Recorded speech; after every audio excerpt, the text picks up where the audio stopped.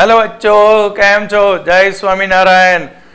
11માની અંદર આજે આપણે એક નવો એકમ સ્ટાર્ટ કરીશું, જેના વિશે તમે થોડું ઘણું જાણો છો. દ્રવ અવસ્થાઓ કેટલી છે? યાદ છે દ્રવ્યની અવસ્થાઓ? બરાબર. તો દ્રવ્યની 3 અવસ્થા છે, ઘન, પ્રવાહી અને વાયુ. તો સૌથી પહેલું દ્રવ કોને કહેવાય? દ્રવ એટલે નાના નાના પરમાણુ અથવા તો અણુઓ ભેગા થઈ અને એક મોટો જથ્થો બનાવે તો તેને કહેવામાં આવશે દ્રવ, એટલે કે મેટર કહેવામાં આવે છે. કેમ આપણે એક જ પરમાણુને દ્રવ નથી ગણતા? એક અણુને કેમ નથી દ્રવ તરીકે ગણતા? સાદું ગણિત છે યાર. એક નાનામાં નાની પાણીની બૂંદ હોય, હવે તમારા ઉપર કોઈ છાંટે તો પલળવાના છો? ભીંજાવાના છો? ના. પણ એની જગ્યાએ એ પાણીના નાના નાના અણુઓ ભેગા કરી અને મોટી બાલટી ભરીને તમારી ઉપર રેડે તો ખબર પડે કે આપણી ઉપર કંઈક દ્રવ્ય પડ્યું, આપણે ભીંજાયા. સમજ્યા? સાદું ઉદાહરણ છે કે ઉનાળાની સિઝનની અંદર આપણે ગમે ત્યાં રખડ્યા કરીએ, ફર્યા કરીએ તો આપણા કપડાં પરસેવાથી ભીના થાય, વાતાવરણથી ભીંજાતા નથી. પણ એ જ વસ્તુ આપણે જો હિલ સ્ટેશન ઉપર ખૂબ જ ઊંચાઈએ ગયા હોય તો વાતાવરણના ભેજના કારણે આપણે થોડાક ભીંજાઈએ છીએ. એટલે દ્રવ મતલબ કે નાના નાના અણુઓ કે પરમાણુઓ ભેગા થઈને એક મોટો જથ્થો બને તો તેને કહીશું આપણે દ્રવ કહીશું. તો આપણે એકમ 5 દ્રવ અવસ્થા વિશે જોઈશું. આ ટોપિકની અંદર આપણે નીટ, JEE, મેઇન અને એડવાન્સ બધા જ કોન્સેપ્ટો અહીંયા આપણે કમ્પ્લીટ કરીશું, જેથી તમારે અલગથી તૈયારી કરવી ના પડે. બેટા ચોપડીમાં આપી દીધું, એટલું ભણી નાખ્યું, બરાબર, પતી ગયું નીટ માટે? ના, કારણ કે અંદર એવા કેટલાક ટોપિકો છે કે જે નીટમાં અને JEEમાં ત્યાંથી એક્ઝામ્પલ પણ બનાવીને પૂછી શકે છે અને થિયરી ટાઈપ પણ ત્યાંથી પૂછી શકે, જે આપણી બુકમાં નથી. તમને ખબર જ છે, હું તો પહેલેથી જ બધું નીટ ને એ બધું ટોપિક જોડે જ ભણાવું છું. મને એવું ફાવતું જ નથી અહીંયા એઠું મૂકીને પછી કાલે કહેવાનું ભાઈ 2 દાડા પછી આપણે આને ચલાવીશું. એવું નહીં. બેઠા છીએ, થાળી સરસ મજાની પીરસાઈ રહી છે, બરાબર, તો ખાધા જ કરવાનું. પછી એમ નહીં વિચારવાનું કે આ 2 મીઠાઈ બાકી રહી ગઈ, હું 2 દિવસ પછી કહીશ, બરાબર, બગડી પણ જાય, વાસી પણ થઈ જાય.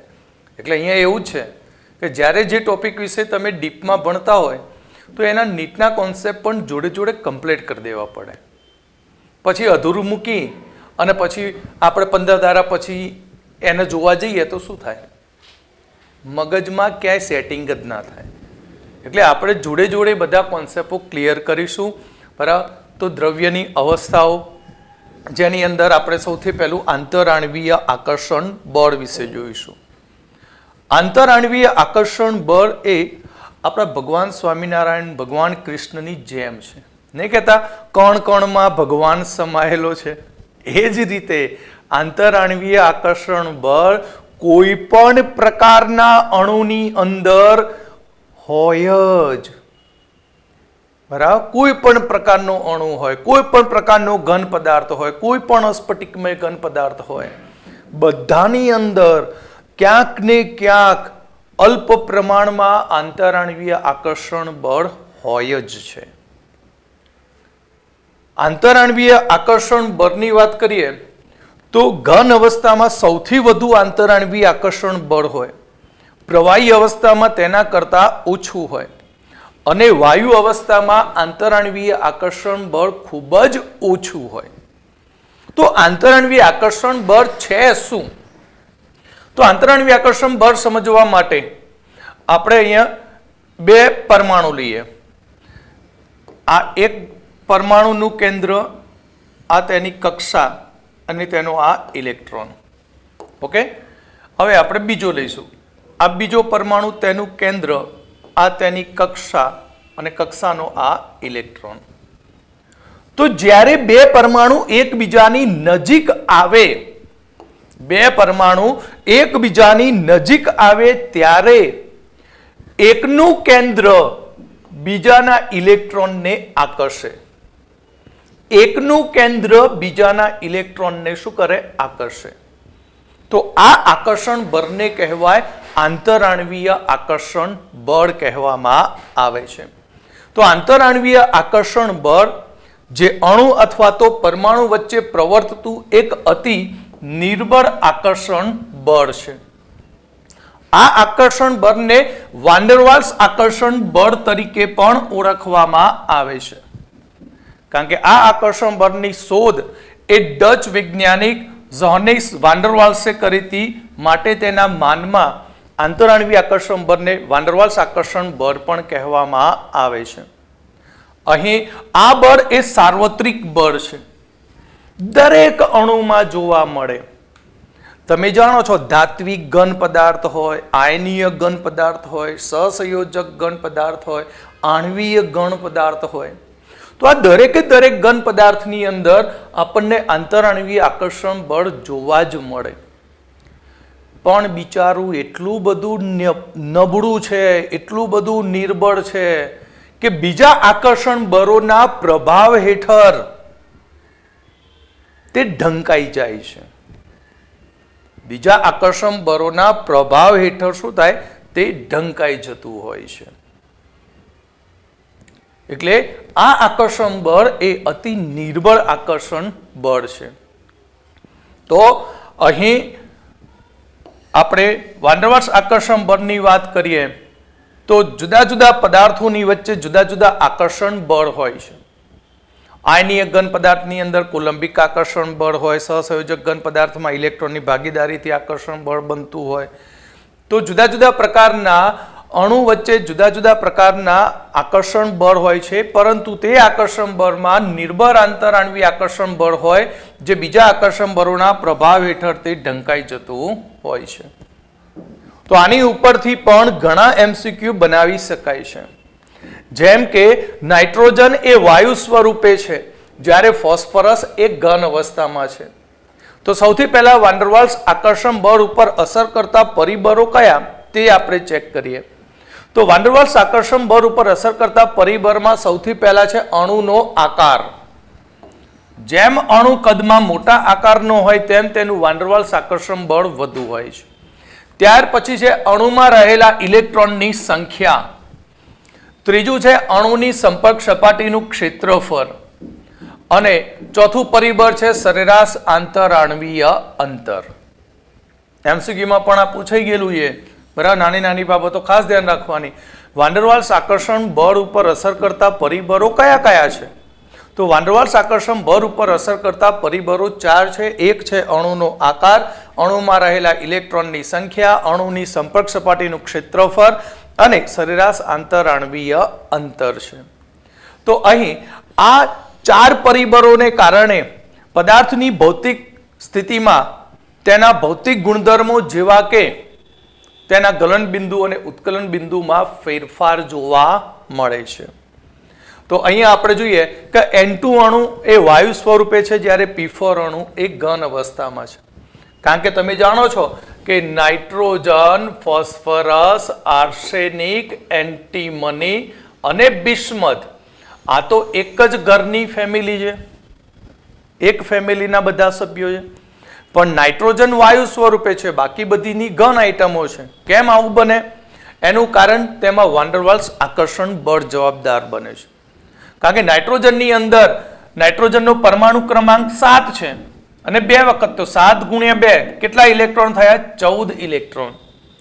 જ્યારે P4 ની અંદર ફોસ્ફરસના 4 પરમાણુય ભાર કેટલો? 15. તો 15 ગુણ્યા 4 એટલે કેટલા ઇલેક્ટ્રોન થયા? 60. તો જેમ જેમ અણુમાં ઇલેક્ટ્રોનની સંખ્યા વધતી જાય છે તેમ તેમ વાન્ડરવાલ્સ આકર્ષણ બળ વધતું જાય છે. અહીં N2 માં અતિ નિર્બળ વાન્ડરવાલ્સ આકર્ષણ બળ હશે, કારણ કે કદમાં ખૂબ જ નાનો છે, માટે અણુઓ નાઇટ્રોજનના ખૂબ જ દૂર હોય, માટે એકબીજા ઉપર આકર્ષણ બળ લગાવી શકે નહીં. માટે તેમના N2 વાયુ એ વાયુ સ્વરૂપે હોય, જ્યારે P4 એ ઘન અવસ્થામાં હોય છે. આ જ પ્રમાણે બીજું ઉદાહરણ જોઈએ. પીળો ફોસ્ફરસ કરતા રોમ્બિક સલ્ફર S8 નું ગલન બિંદુ વધુ છે. કેમ? તો તેના માટે એક તો તેના ઇલેક્ટ્રોનની સંખ્યા જવાબદાર બને, બીજું તેમનો આકાર પણ જવાબદાર બને. કે P4 નો આકાર, તો P4 નો આકાર સમચતુષ્ફલકીય છે. આ એક P, બીજો P, ત્રીજો P અને ચોથો P સમચતુષ્ફલકીય આકારમાં છે. જ્યારે રોમ્બિક સલ્ફર S8 અણુનો આકાર એ ક્રાઉન ટાઈપ છે. ક્રાઉન એટલે રાજાના મુગટ જેવો. તો આ એક S, બીજો S, ત્રીજો S, ચોથો S, પાંચમો S, છઠ્ઠો, સાતમો અને એક આઠમો. એટલે તમે જોઈ શકો છો કે S8 અણુનો આકાર એ સમચતુષ્ફલકીય આકાર કરતા મોટો છે.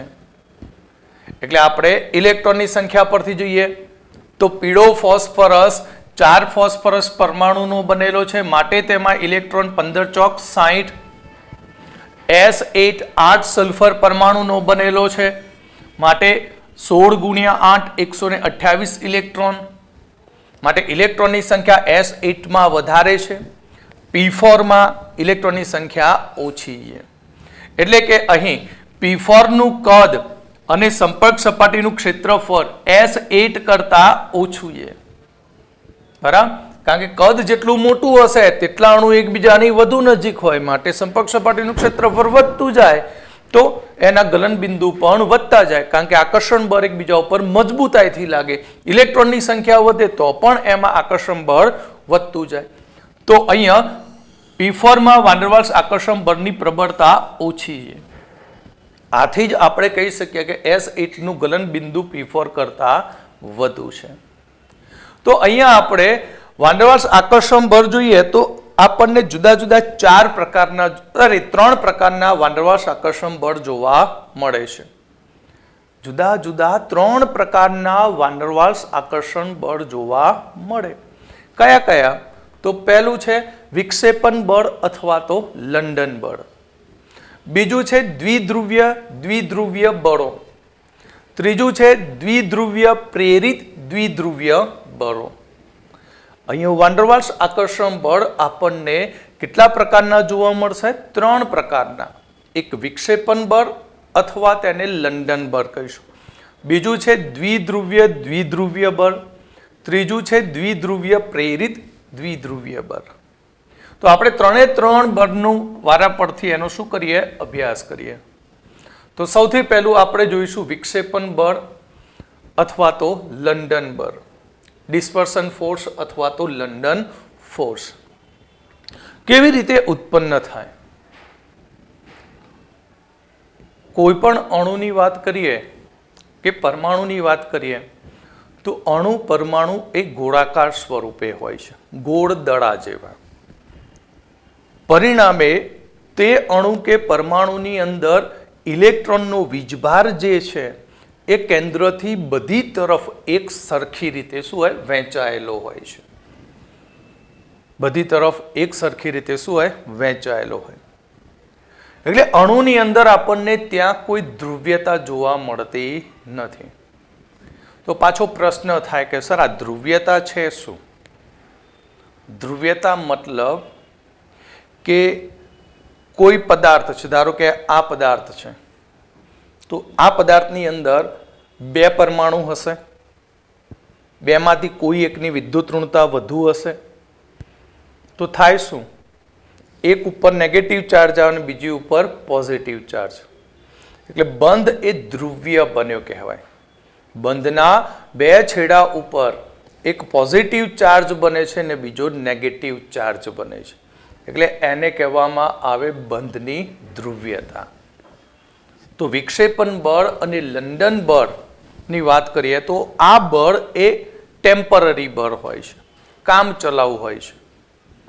કારણ કે અહીંયા અણુની વાત કરીએ, અણુની અંદર દૂર દૂર અણુ પડેલા હોય તો દરેક અણુના કેન્દ્રની ફરતે ઇલેક્ટ્રોનીય વિદ્યુતીય વાદળ એ સીમિત રીતે વહેંચાયેલું હોય. આ બાજુ પણ સીમિત રીતે વહેંચાયેલું હોય, દૂર દૂર છે. મેં આંતરાણુ આકર્ષણ બળમાં પહેલા જ સમજાવ્યું કેવી રીતે ઉત્પન્ન થાય. હવે દૂર દૂર છે. હવે એ બે અણુ અથવા પરમાણુને એકબીજાને શું કરવું? નજીક લાવવું. નજીક લાવવું એટલે હંમેશા પારકાનું વધારે ગમે, પારકાનું વધારે ગમે એટલે આનો ધન આના ઋણને શું કરે? આકર્ષે.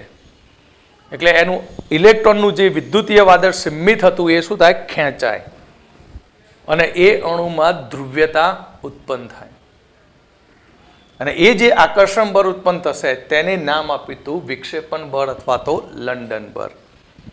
તો આ બળની રજૂઆત કરી હતી ફ્રેઝ લંડન નામના વૈજ્ઞાનિકે, માટે તેને લંડન બળ તરીકે પણ ઓળખવામાં આવે છે. અહીં પરમાણુ અને અધ્રુવ્ય અણુ વિદ્યુતીય રીતે સીમિત હોય છે. તેમની દ્વિધ્રુવ્ય ચાક માત્રા હોતી નથી. કેમ નથી? અલા ભાઈ, એ આ ગોળ લાડવા જેવો છે, બધી દિશામાં ઇલેક્ટ્રોન કેવો મળે? સરખો. એટલે સિમિતીય વિદ્યુત વાદળ છે. માટે અહીંયા આપણને કોઈ પોઝિટિવ નેગેટિવ ચાર્જ મળતો નથી. ઓકે, કોઈ પોઝિટિવ કે નેગેટિવ ચાર્જ આપણને મળતો નથી. માટે તે આપણને ત્યાં દ્વિધ્રુવ્ય ચાક માત્રા જોવા મળતી નથી. અહીં ઇલેક્ટ્રોનીય વીજભાર વાદળો સીમિત રીતે વહેંચાયેલા હોય છે. હમણાં જ આકૃતિ દોરી મેં કે ગોળાકાર હોય છે, માટે તેમાં ઇલેક્ટ્રોનીય વીજભાર સીમિત રીતે વહેંચાયેલા હોય છે. પછી હમણાં કહ્યું કે બે નજીક લાવીશ તો શું થાય? પારકા માટે આકર્ષણ વધારે હોય. પોતાનું તો ના ગમે, જ્યાં સુધી હોય ત્યાં સુધી ઓકે, દૂર હોય ત્યાં સુધી બરાબર મારું મારું, પણ નજીક આવે ત્યારે પારકાનું વધારે ગમે, બીજાનું શું થાય? વધારે ગમે. એટલે ત્યાં પરમાણુ નજીક આવે ત્યારે અણુની અંદર કે પરમાણુની અંદર ત્યાં દ્વિધ્રુવ્યતા ડેવલપ થતી હોય છે. દ્વિધ્રુવ્યતાનો શું થાય? વિકાસ થાય. એટલે આપણે આકૃતિ મુજબ જોઈએ તો પરમાણુ એ અને પરમાણુ બી બંનેમાં ઇલેક્ટ્રોનીય વાદળ જે છે એ વાદળ બંનેમાં એક સરખી રીતે શું છે? વહેંચાયેલો છે. બંનેમાં ઇલેક્ટ્રોનીય વાદળ શું થયું? એક સરખી રીતે વહેંચાયેલો છે. હવે આપણે જોઈએ કે ધારો કે હું બી પરમાણુને એની નજીકમાં લઈ જાઉં. બી પરમાણુને કોની નજીક લઈ ગયો? એની નજીકમાં. તો થશે શું? કે બીનો ધન વીજભાર એના ઇલેક્ટ્રોન વાદળને શું કરે? પોતાની તરફ ખેંચી લે. કોની તરફ? પોતાની તરફ. એટલે બીનો આ કયો ચાર્જ રહેશે? અહીંયા ધન ચાર્જ રહેશે. અને અહીંયા નેગેટિવ ચાર્જ આ બાજુ તરફ શું થશે? વધી જશે. કેમ? કારણ કે બીના પરમાણુનું કેન્દ્ર એના ઇલેક્ટ્રોનીય વાદળને પોતાની તરફ આકર્ષે છે, જેના કારણે આ બાજુ પર ઇલેક્ટ્રોનીય ઘનતા એ આ બાજુ કરતા કેવી હશે? વધારે હશે. અને અણુની અંદર દ્વિધ્રુવ્યતા ઉદ્ભવશે. અણુમાં જો હવે પરમાણુમાં કે અણુમાં એક છેડા ઉપર નેગેટિવ ચાર્જ અને બીજા છેડા ઉપર કયો ચાર્જ ઉત્પન્ન થયો? Positive charge. એ જ પ્રમાણે જેવું એની અંદર દ્વિધ્રુવ્યતા ઉદ્ભવશે તેવી તરત જ ઇફેક્ટ એ બી પરમાણુ ઉપર થશે. અને એ બી પરમાણુ પણ પોતે ટેમ્પરરી શું થશે? દ્વિધ્રુવ બની જતો હોય છે. એટલે બે રીતે આપણે વિચારી શકીએ કે બીને એની નજીક લાવ્યા તો એના આ ભાગ ઉપર, જમણી બાજુના ભાગ ઉપર ઇલેક્ટ્રોનની ઘનતા વધી ગઈ, ડાબી બાજુમાં ઇલેક્ટ્રોનની ઘનતા ઘટી ગઈ. પરિણામે બીમાં પણ એ જ રીતે જમણી બાજુમાં ઇલેક્ટ્રોનની ઘનતા વધી અને ડાબી બાજુમાં ઇલેક્ટ્રોનની ઘનતા ઘટી જાય. સપોઝ હું એ ને બી ની નજીક લાવું તો શું થશે? તો બી ના ડાબી બાજુમાં ઇલેક્ટ્રોનની ઘનતા વધી જશે અને એ ના ડાબી બાજુના ભાગમાં ઇલેક્ટ્રોનની ઘનતા શું થાય? વધી જશે. ઓકે, તો આવું ક્યારે બને? જ્યારે બે પરમાણુ એકબીજાની નજીક લાવીએ ત્યારે બંને પરમાણુ એકબીજાને પ્રેરિત કરે અને પ્રેરિત થઈને ત્યાં અણુને દ્વિધ્રુવીય બનાવતા હોય છે. એટલે કે બે પરમાણુ એ અને બી એકબીજાની ખૂબ જ નજીક રહેલા હોય છે. એવું બની શકે કે ટેમ્પરરી થોડાક સમય માટે બેમાંથી એક પરમાણુ, ધારો કે હું એ ને માની લઉં, તો એ પરમાણુના ઇલેક્ટ્રોનીય વીજભાર વિતરણમાં શું થઈ? અસમાનતા બને છે, અસીમિત બની ગયું. પહેલા એક સરખી રીતે હતું, હવે ઇલેક્ટ્રોનીય ભાર કેવો બન્યો? અસીમિત બની ગયો. એટલે કે ઇલેક્ટ્રોનીય વાદળ એક બાજુ પર બીજી બાજુ કરતા કેવું થશે? વધારે હોય છે. એટલે અહીંયા ઇલેક્ટ્રોનની ડેન્સિટી આ બાજુ કરતા આ બાજુના ભાગમાં કેવી થાય? વધી જાય છે. આને પરિણામે ખૂબ જ ટૂંકા સમય માટે એ પરમાણુની અંદર ડાયપોલ એટલે કે દ્વિધ્રુવ્યતા વિકાસ પામતી હોય છે અને આ ક્ષણિક દ્વિધ્રુવ્યતા બીજા પરમાણુ બીને પણ તેની અંદર વિદ્યુતીય ઘનતાની અંદર વિકૃત કરે છે. આ ટેમ્પરરી બે ભેગા કર્યા એમાં તો બંનેનું રોષણ વળી ગયું, બરાબર. બંનેમાં ઇલેક્ટ્રોનની ઘનતામાં શું થઈ ગયો? ફેરફાર થતો હોય છે. આને પરિણામે બીમાં પણ શું જોવા મળે? આપણને દ્વિધ્રુવ્યતા જોવા મળે છે. તો અહીંયા આપણે પરમાણુ એ અને પરમાણુ બીની ક્ષણિક દ્વિધ્રુવ્યતા એકબીજાને આકર્ષે છે.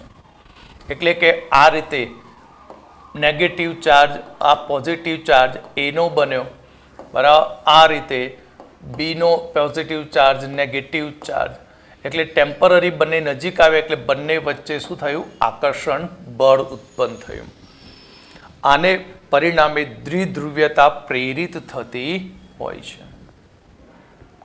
અહીં કણો વચ્ચે જે બળો લાગતા હોય છે એ આકર્ષણ બળો હંમેશા તેમની પારસ્પરિક ઉર્જા ની જે ક્રિયા થતી હોય છે, પારસ્પરિક ઉર્જા કે જે બે પારસ્પરિક ક્રિયાઓ થઈ એ ક્રિયા વચ્ચેનું જે અંતર આર થાય છે તે અંતર આરના છઠ્ઠા ઘાતના વ્યસ્ત પ્રમાણમાં હોય છે. એમસીક્યુમાં પૂછાય કે વિક્ષેપણ બળની અંદર બે કણો વચ્ચે જે આકર્ષણ બળ લાગે ત્યારે તેમની પારસ્પરિક ઉર્જાનું મૂલ્ય કેટલું હોય? તો તે પારસ્પરિક ઉર્જાનું મૂલ્ય બે કણના અંતરના, બરાબર, અંતર જે બનાવ્યું આર તેના છઠ્ઠા ઘાતના વ્યસ્ત પ્રમાણમાં હોય છે. એટલે 1/r⁶, જ્યાં આર બે કણો વચ્ચેનું અંતર છે. અહીં આ અંતર ઓછામાં ઓછું કેટલા સુધી પ્રવર્તી શકે? 500 પિકોમીટર સુધી. કેટલું હોઈ શકે? 500 પિકોમીટર સુધી હોય. બીજું, આ અંતર કોની ઉપર આધાર રાખે? તો કણની ધ્રુવ્યતા પર આધાર રાખે છે. જેટલો કણ કદમાં મોટો હશે તેટલું તેનું પોલરાઇઝેશન ધ્રુવીભવન વધારે થાય. જેમ કે અહીંયા એક ખૂબ જ મોટા કદનો કણ લીધો છે, આ એનો ઇલેક્ટ્રોનનો વાદળ છે આખું. અહીંયા એક નાના કદનો નોર્મલ પોઝિટિવ ચાર્જ આવે તો પણ તરત જ આને શું કરે? ખેંચી લે. અને જેવો તરત ખેંચાય તરત જ એની અંદર આપણને આ રીતે શું જોવા મળે? ધ્રુવ્યતા જોવા મળે. શું જોવા મળશે? આપણને ધ્રુવ્યતા જોવા મળશે. એટલે કે અહીં આપણે વાત કરીએ તો જે કણ છે એ કણ જેટલો કદમાં મોટો હશે તેટલી તેની ધ્રુવ્યતા વધારે હોય. તેની ધ્રુવીભવન પામવાની ક્ષમતા પણ વધુ હોય છે. તો લંડન બળ એ દરેક કણની અંદર જોવા મળે છે. દરેક કણની અંદર આપણને શું જોવા મળે? લંડન બળ જોવા મળતું હોય છે. ચલો હવે આપણે જોઈશું આગળ બીજો ટોપિક, દ્વિધ્રુવીય પ્રેરિત દ્વિધ્રુવીય બળો, ડાયપોલ ઇન્ડ્યુસ્ડ ડાયપોલ બરાબર ફોર્સ. દ્વિધ્રુવીય પ્રેરિત દ્વિધ્રુવીય બળો, આનો મતલબ શું થયો? પહેલો શબ્દ છે દ્વિધ્રુવીય, એટલે એક પરમાણુમાં બે છેડા ઉપર પોઝિટિવ નેગેટિવ ચાર્જ છે. એટલે બે પરમાણુમાંથી એક પરમાણુ કાયમ માટે દ્વિધ્રુવીય છે.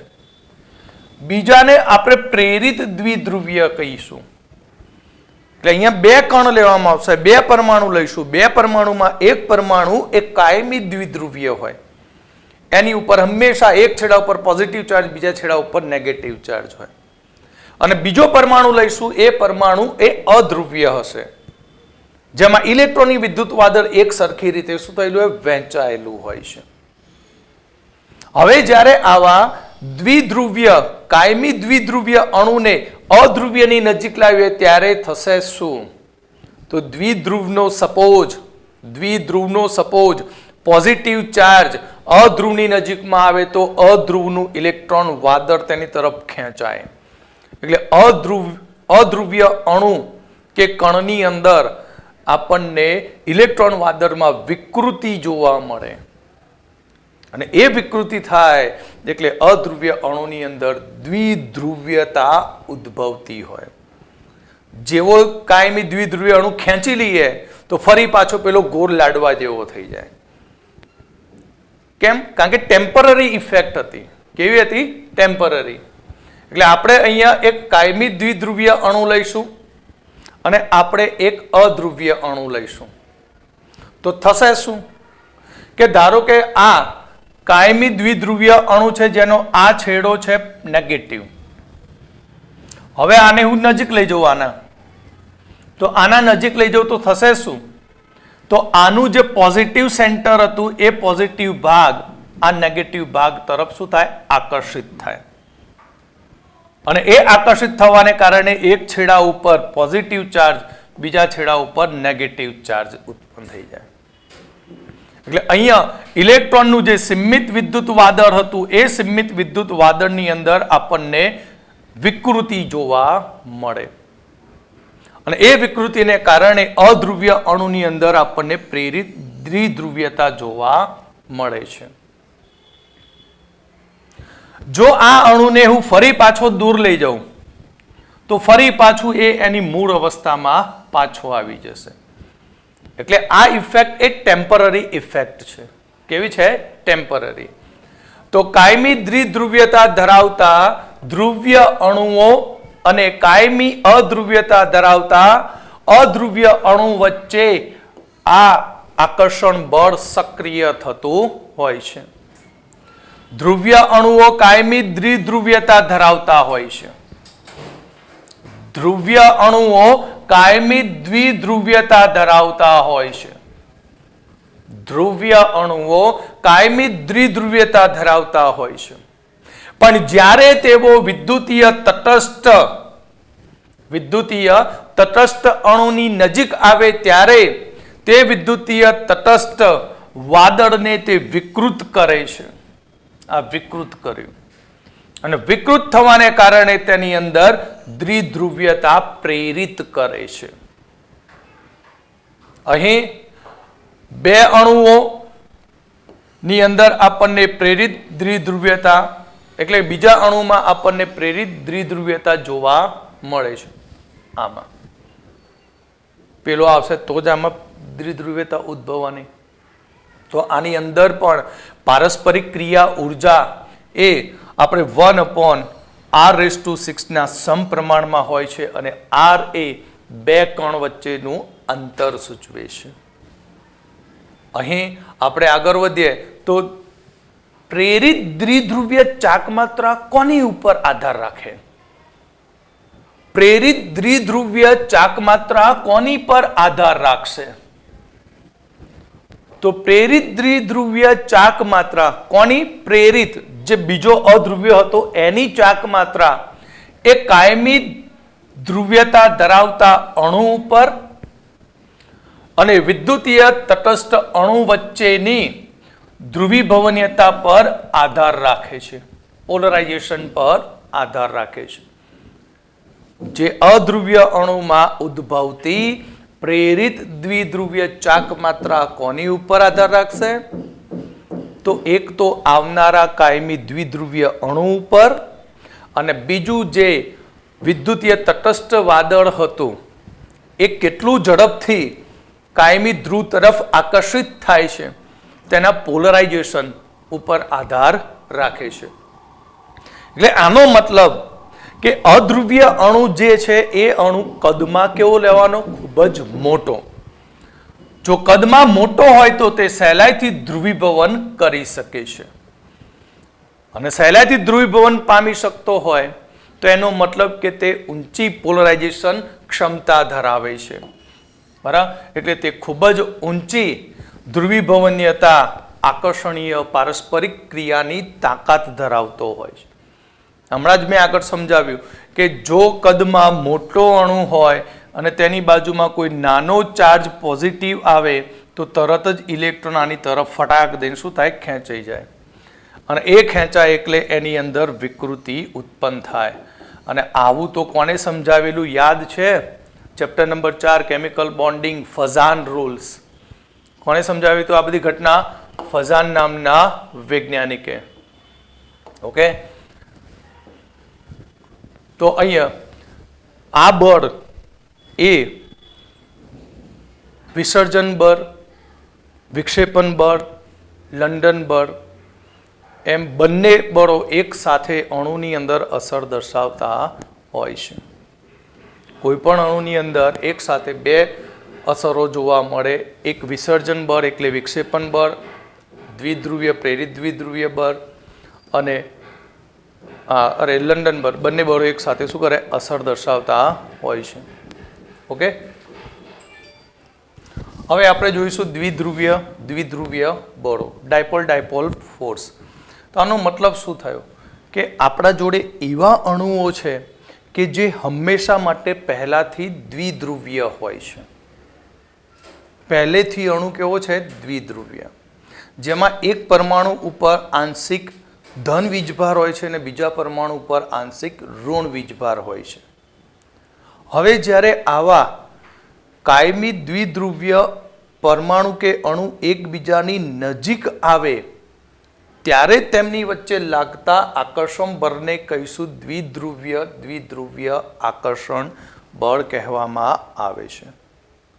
પણ આવું ક્યારે બને? કે જ્યારે અણુની અંદર રહેલા પરમાણુ વચ્ચે વિદ્યુત ઋણતાનો તફાવત ખૂબ જ વધુ હોય ત્યારે. અણુમાં રહેલા પરમાણુ વચ્ચે વિદ્યુત ઋણતાનો તફાવત વધુ હોય ત્યારે અણુમાં દ્વિધ્રુવ્યતા જોવા મળે. જેની વિદ્યુત ઋણતા ઓછી હોય છે તે આંશિક ધન વીજભારિત બને છે અને જેની ધ્રુવ્યતા વિદ્યુત ઋણતા વધુ હોય છે તે આંશિક ઋણ વીજભારિત બનતો હોય છે. એક્ઝામ્પલ તરીકે HCl. HCl ની અંદર અહીં ક્લોરીનની વિદ્યુત ઋણતા વધુ છે. તમે જાણો છો ક્લોરીનની ઇલેક્ટ્રોનેગેટિવિટી કેટલી છે? તો En કેટલો છે? 3 છે.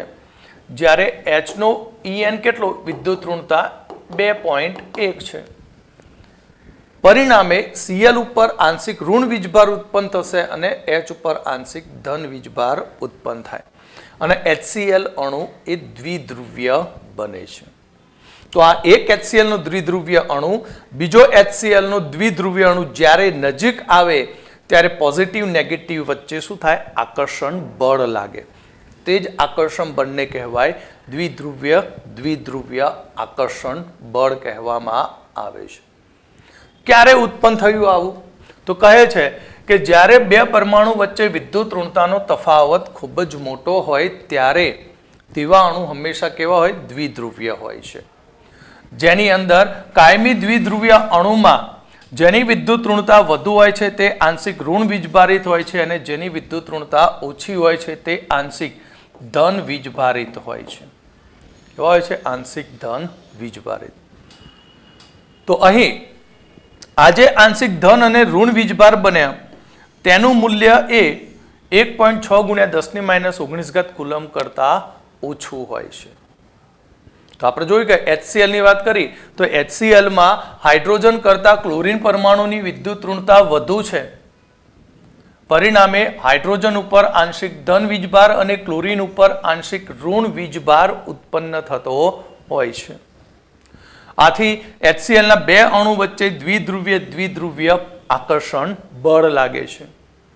તો આ આકર્ષણ બળને નામ આપ્યું દ્વિધ્રુવીય આકર્ષણ બળ. આવા આકર્ષણ બળની અંદર અણુઓમાં વિક્ષેપણ બળ અને દ્વિધ્રુવીય બળો એમ બંને બળ ભેગી અસર કરતા હોય છે. અરે ભાઈ ગમે તે હોય, પહેલો શબ્દ એવો જ વાપર્યો હતો, કત્ર તત્ર સર્વત્ર આંતર આણવીય આકર્ષણ બળ બિરાજમાન હોતે હૈ.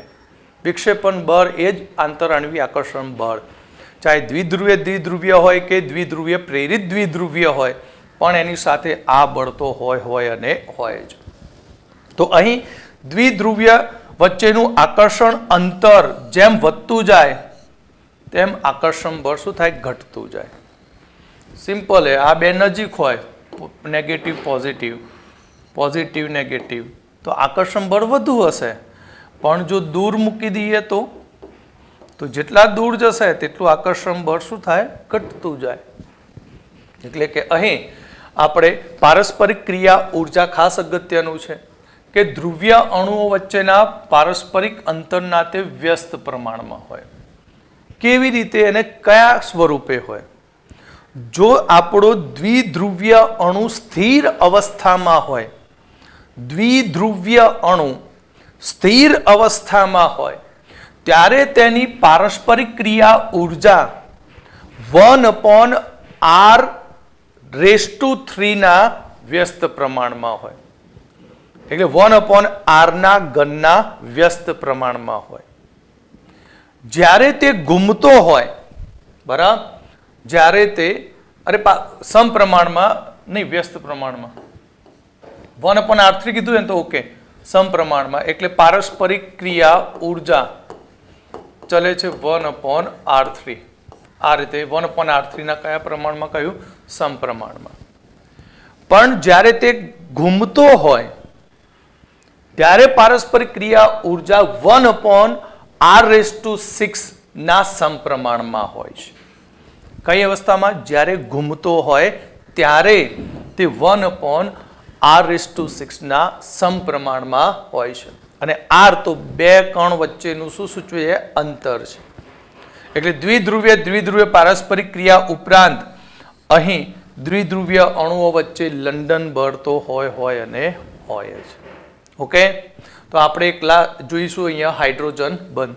હાઇડ્રોજન બંધ વિશે આપણે આગળ કેમિકલ બોન્ડિંગમાં પણ ભણી ગયા કે જ્યારે હાઇડ્રોજન વધુ ઊંચી વિદ્યુત ઋણતા ધરાવતા નાઇટ્રોજન, ઓક્સિજન, ફ્લોરિન સાથે જોડાયેલો હોય ત્યારે ત્યાં આપણને હાઇડ્રોજન બંધ જોવા મળતો હોય છે. એટલે કે આપણે સામાન્ય રીતે એવું ગણીએ છીએ કે નાઇટ્રોજન, ઓક્સિજન અને ફ્લોરિન સાથે H હોય તો તે અણુઓની વચ્ચે હાઇડ્રોજન બંધ રચાતો હોય છે. ક્યારેક Cl- જેવા ઋણ આયન હોય તેની સાથે H ક્યાંક જોડાઈ ગયો હોય તો પણ ત્યાં હાઇડ્રોજન બંધ રચી શકાતો હોય છે. અને હાઇડ્રોજન બંધ એ આ ત્રણ આકર્ષણ બળ કરતા એ પ્રબળ આકર્ષણ બળ ધરાવતું હોય છે. બરાબર. અહીંયા તમને એક સરસ મજાનું MCQ પણ પૂછે, નીચેનામાંથી આકર્ષણ બળનો સાચો ક્રમ કયો છે? તો ધ્યાન રાખજો, સૌથી લોએસ્ટ લંડન બળ, બરાબર, સૌથી લોએસ્ટ લંડન બળ, ત્યાર પછી દ્વિધ્રુવીય, પછી લખું છું પ્રેરિત દ્વિધ્રુવીય બળ, તેનાથી સ્ટ્રોંગ દ્વિધ્રુવીય બળ અને તેનાથી સ્ટ્રોંગ હાઇડ્રોજન બંધ હોય છે. MCQમાં આ ખાસ વસ્તુ યાદ રાખજો. સૌથી નિર્બળ લંડન બળ, પછી તેનાથી થોડું પ્રબળ દ્વિધ્રુવીય પ્રેરિત અને એનાથી પ્રબળ દ્વિધ્રુવીય અને સૌથી સ્ટ્રોંગ હાઇડ્રોજન બંધ હોય છે. સૌથી સ્ટ્રોંગ શું હોય? હાઇડ્રોજન બંધ હોય. એટલે આપણે કહ્યું કે ઊંચી બંધ ધ્રુવ્યતા, ઉચ્ચ બંધ ધ્રુવ્યતા કોની હોય? નાઇટ્રોજન હાઇડ્રોજન, ઓક્સિજન હાઇડ્રોજન અને હાઇડ્રોજન ફ્લોરિનની હોય. કેમ? કારણ કે ઇલેક્ટ્રોનેગેટિવિટી નાઇટ્રોજન, ઓક્સિજન, ફ્લોરિનની ખૂબ જ વધુ છે, માટે ત્યાં આપણને હાઇડ્રોજન બંધ જોવા મળે. એટલે એચ બંધ આપણને માત્ર નાઇટ્રોજન, ઓક્સિજન અને ફ્લોરિન પૂરતો જ ગણવામાં આવે છે. ક્યારેક સીએલ માટે પણ તે ગણી શકાય છે. હાઇડ્રોજન બંધની ઉર્જા એ 10 થી 100 કિલો જૂલ પ્રતિ મોલ છે. અહીં હાઇડ્રોજન બંધની પ્રબળતા એ કોની ઉપર આધાર રાખે? હાઇડ્રોજન બંધની પ્રબળતા વધુ વિદ્યુત ઋણીય પરમાણુ પર રહેલા અબંધકારક ઇલેક્ટ્રોન યુગ્મની સંખ્યા પર આધાર રાખે છે. કોની ઉપર આધાર રાખશે? અબંધકારક ઇલેક્ટ્રોન યુગ્મની સંખ્યા ઉપર.